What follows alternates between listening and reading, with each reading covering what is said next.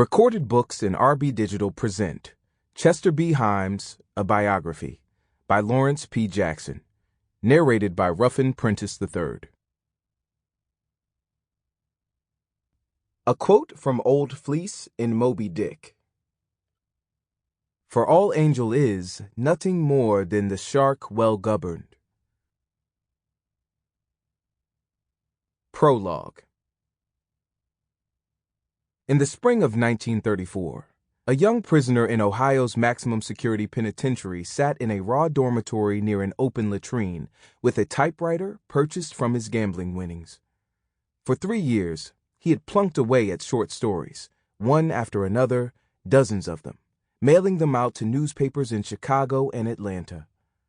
Slowly, he had mastered his craft while reading everything that the prison trustee had in the cart, from glossy magazines and detective stories to Omar Khayyam and the latest by John O'Hara.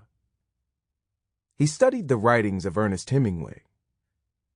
5 years into his sentence, the 24-year-old had known some minor literary successes, but in that year, he would have some major ones. Although it wasn't unheard of for an Ohio convict to achieve literary fame, O. Henry had walked the same yard. There was a difference. Chester Himes was black. If race had reasserted its powerful relevance in the 21st century, in the early 1930s, it had fully evolved into what the sociologist and writer W.E.B. Du Bois forecast in 1903 as the problem of the 20th century, the problem of the color line. Up to 1934, there had been one black professional writer of regular national reach, the short-lived poet and novelist Paul Laurence Dunbar, who was best known for poetry in black dialect, what he himself was prone to dismiss as a jingle in a broken tongue. Others had tried and abandoned the job, moving on to steadier work. For most people whose parents or grandparents had reached adulthood as chattel slaves, it was thought improvident and foolhardy, if not genuinely odd, to pursue a career exclusively as a professional writer of fiction. This was certainly true for Chester Himes. At the beginning, he ignored, denied, erased, or felt ashamed of much of what is understood today as racial ancestry or racial identity. He knew mainly that blackness had helped him pull a 20-year sentence for an armed robbery, a punishment he received at 19 after he threw himself on the mercy of the court and confessed. A broken back was the only reason he had the leisure to write in the segregated prison, and unlike the other black convicts, wasn't shoveling coal all day, every day.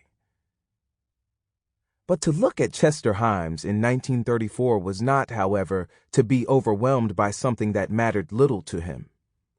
Light-skinned and slightly built, he exuded boyish, almost feminine charm.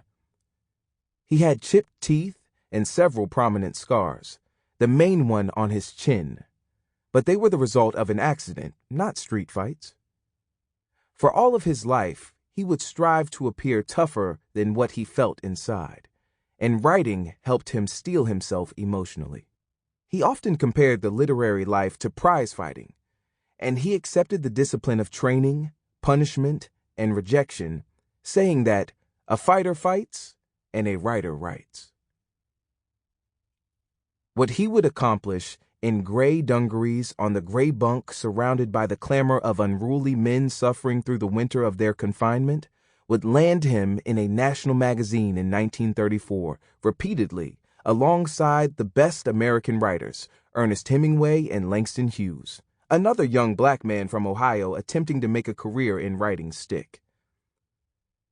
Within 10 years after an early parole, Chester Himes fulfilled all his youthful promise and published a fiery first novel with America's largest press, Doubleday. Not even 2 years after that, and with arguably America's best literary publisher, Knopf, he completed the book that would define his career, Lonely Crusade. But although he was acclaimed, if he is not the greatest writer of fiction among contemporary American Negroes, there is none greater. Sample complete. Ready to continue?